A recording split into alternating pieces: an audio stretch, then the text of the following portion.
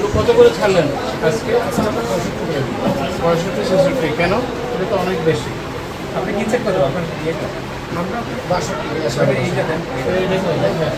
স্বাভাবিক তুলনায় একটা অস্বাভাবিক পরিবর্তন হয়েছে, কিন্তু সময়টা মাত্র 2 মাস 3 মাস গেছে।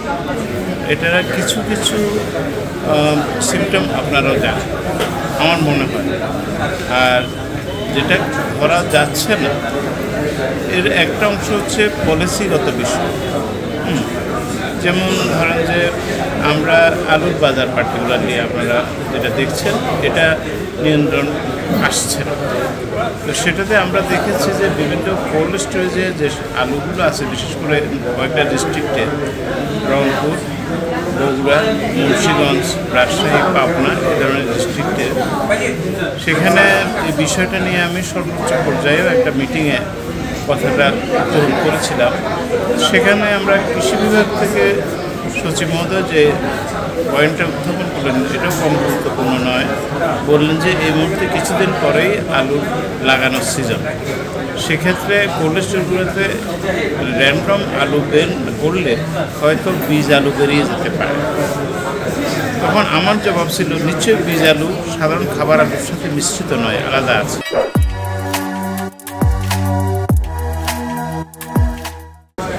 তাই অথবা আলাদা রাখার ব্যবস্থা করা উচিত। তো সেই পর্যায়ে যখন আমি করলাম, এটাও একটা বিষয় হিসাবে আমার কাছে এসেছে যে যার কারণে যে ব্যবসায়ীদের মধ্যে এক ধরনের নার্ভাসনেস তৈরি হয়েছে যে বীজ আলু এবং এই খাবার আলু নিশ্চিত করার, বীজ আলুকে নিশ্চিত করার বিষয়টায় ব্যবসায়ীরা অথবা কোল্ড স্টোরেজের যারা সাপ্লায়ার তাদের মধ্যে এক ধরনের নার্ভাসনেস কাজ করতে পারে, এটা আমার অনুমান। তবুও ধরেন যে এখন এখানে একটা বড় পরিবর্তন হলো যে স্বাভাবিক তুলনায় একটা অস্বাভাবিক পরিবর্তন হয়েছে, কিন্তু সময়টা মাত্র 2 মাস 3 মাস গেছে। ফলে যে পরিমাণে আগে আইনকে অবজ্ঞা করার বিষয় ছিল এখন সেটা আমরা তেমন দেখতে পাচ্ছি না।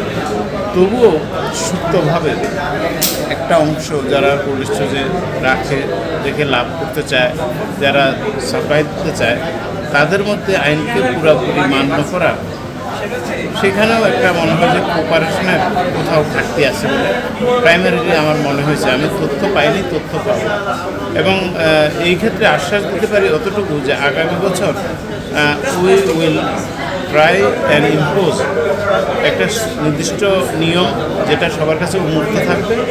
প্রত্যেকটা কোল্ড স্টোরেজে কী পরিমাণ বীজ আলু আছে, কী পরিমাণ খাবার আলু আছে, খাবার আলু প্রতি মাসে কত বের হচ্ছে আর কত আছে, সেটা সুনির্দিষ্ট একটা পদ্ধতি মেনে যাতে আমাদের চাহিদা যেটা বাজারের তার সাথে যোগানের যাতে অসামঞ্জস্য না থাকে সে বিষয়টা আমরা কাজ করছি, এবং এটা আমরা মন্ত্রণালয়কে অচিরেই আমরা একটা ফরম্যাট করে জানাবো। তারা যদি আরও বেশি পরিমাণে এটাকে সমৃদ্ধ করেন, আশা করছি যে এই সমস্যাটা কেটে যাবে।